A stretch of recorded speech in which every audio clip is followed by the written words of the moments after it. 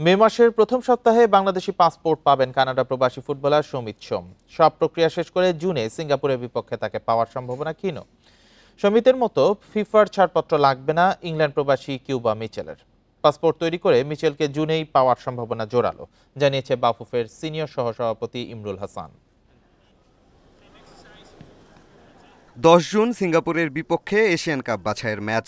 Samit Cuba ফাহমিদুলকে লাল সবুজ জার্সিতে দেখা যাবে কিনা চলছে জল্পনা কল্পনা। সব ঠিক থাকলে 5 মে বাংলাদেশের পাসপোর্ট পেয়ে যাবেন কানাডা প্রবাসী ফুটবলার সমিত সোম। তারপরেই শুরু হবে ফিফার ছাড়পত্র পাওয়ার প্রক্রিয়া, যা পেতে হামজার সময় লেগেছিল প্রায় 4 মাস। কিউবা মিচেলের বেলায় প্রক্রিয়া অবশ্য সহজ। ইংল্যান্ড প্রবাসী এই ফুটবলার কোনো জাতীয় দলে না খেলায় দরকার শুধু বাংলাদেশি পাসপোর্ট।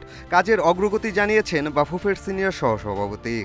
যেহেতু নানানি বাংলাদেশি, প্রথমত নানানির বাংলাদেশি জন্ম নিবন্ধন থাকতে হবে, তারপর তার মার বাংলাদেশি জন্ম নিবন্ধন, তারপরে মিউচুয়ালের বাংলাদেশি জন্ম নিবন্ধন এনআইডি থাকতে হবে, দেন পাসপোর্ট প্রক্রিয়া। তো অনেকটুকু আমরা হাতে পেয়েছি, বাকি কাজটুকু আমরা আশা করছি খুব অল্প সময়ের মধ্যেই পাবো। ইতালি প্রবাসী ফুটবলার ফাহমেদুল ইসলামের অন্তর্ভুক্তি শক্তি বাড়াবে বাংলাদেশের। জুনে সিঙ্গাপুরের বিপক্ষে তাকে খেলানোর সিদ্ধান্ত পুরোটাই কোচের। ফাহমিদুলের কিন্তু পাসপোর্ট আছে, তার খেলতে কিন্তু কোনো বাধা নেই, পুরোটাই নির্ভর করছে আসলে কোচের উপর। কোচ যদি তার যোগ্য মনে করে তাহলে বাংলাদেশ টিমে হয়তো তাকে ডাকবে।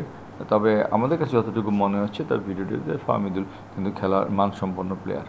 হংকং ও ভারত ম্যাচে জাতীয় দলে দেখা যেতে পারে আরও প্রবাসী ফুটবলার। আভাস বাফুফের সিনিয়র সহসভাপতি ইমরুল হাসানের। যাদের সাথে যোগাযোগ চলছে, আমার মনে হয় না যে এই জুনের মধ্যে তাদেরকে সমস্ত প্রক্রিয়া শেষ করে তাদেরকে জাতীয় দলে অন্তর্ভুক্ত করা সম্ভব। পিয়াস সাহা, ইন্ডিপেন্ডেন্ট নিউজ, ঢাকা।